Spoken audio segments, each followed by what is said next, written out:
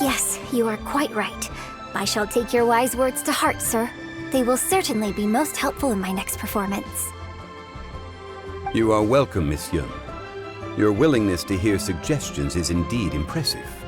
It's no wonder your opera performance has only been getting better. No, I'm afraid that's not always the case. Though I am still young, I can be quite arrogant at times. I do not always accept advice so readily, but your wisdom has spoken to me. Zhongli, we're back! Ah, you've returned. You are also acquaintances? Yes, we sure are!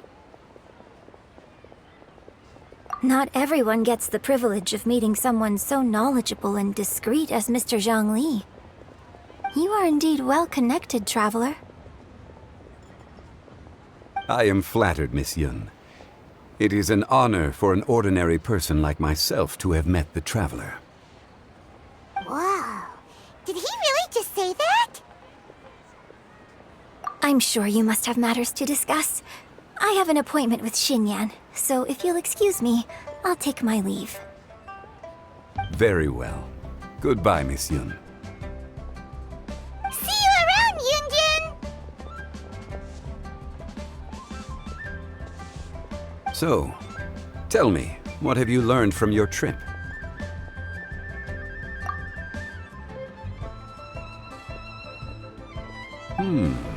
I see. Well, traveler, what do you make of all their opinions? Yeah, Paimon already started creating her own story on the way here. The goal is to convince Keqing to rest more with just a simple story, right?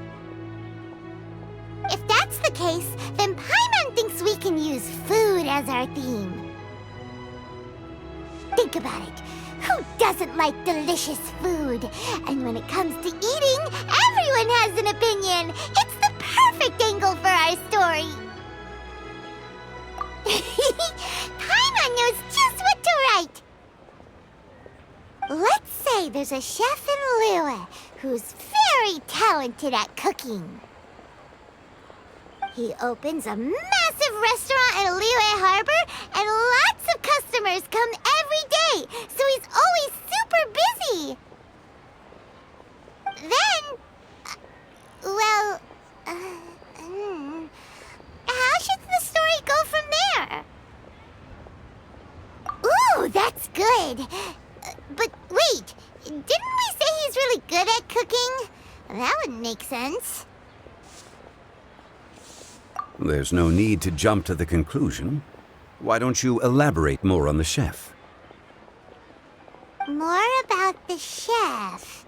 You mean both good and bad things? Yes. To gain one's empathy, there must be familiarity. I would like to understand this chef character of ours a little deeper. Paimon didn't think this far. Why don't you take it from here? Since you've spoken with others familiar with Keqing, why don't we integrate their thoughts into your story? That will allow it to become all the more convincing. Okay. Let Paimon think. What did Cloud Retainer say? As one sows, so do they reap. And the joy of reaping is what one yearns for. That was quite poetic, Paimon. Bravo! Oh, now Paimon remembers? Cloud Retainer said that if she spends all her efforts working on a machine with no time to test the outcome, then she'd be like a chef who doesn't get to try their own food. Problems are bound to pop up. Yes, it is most unwise to put the cart before the horse. That's exactly what she said. So, let's make that happen to the chef in the story. He's great at cooking, but he can't enjoy his own food.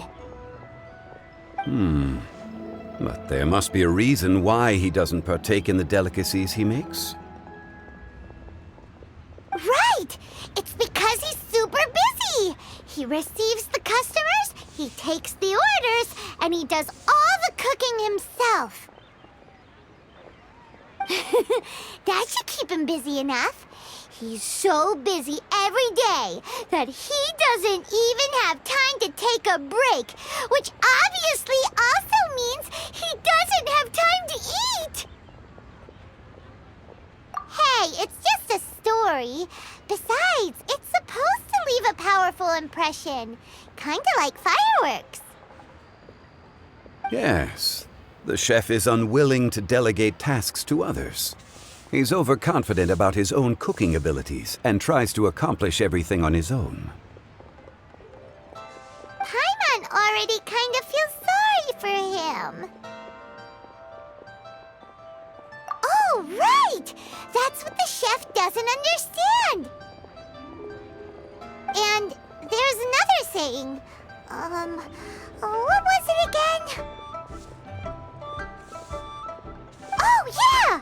A rested worker is an efficient worker. That's what Yamfe said.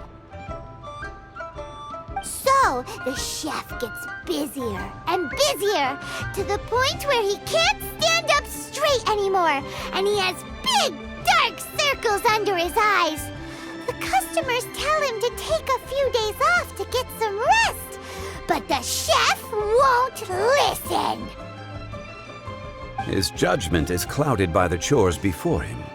He is oblivious to mountains in the distance, the bigger picture. Eventually, the chef falls ill, and his cooking becomes far worse than when he started.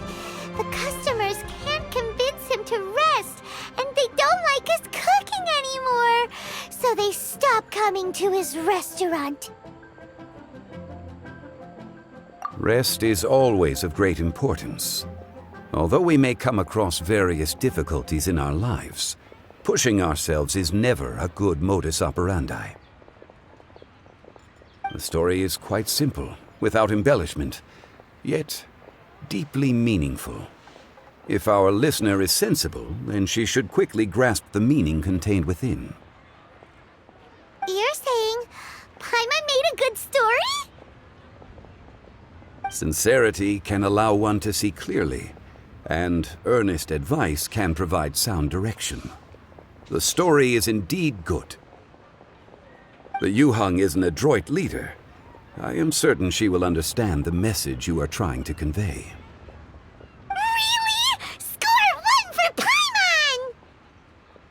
Given that the case involving the treasure hoarders has come to an end, she is inevitably tired. Now will be the ideal moment to speak with her.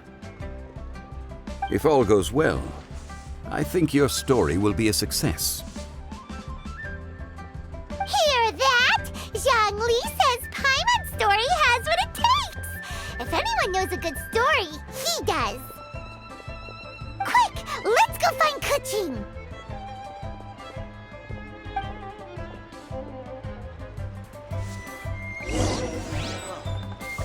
What should I try this? Oh there! Come!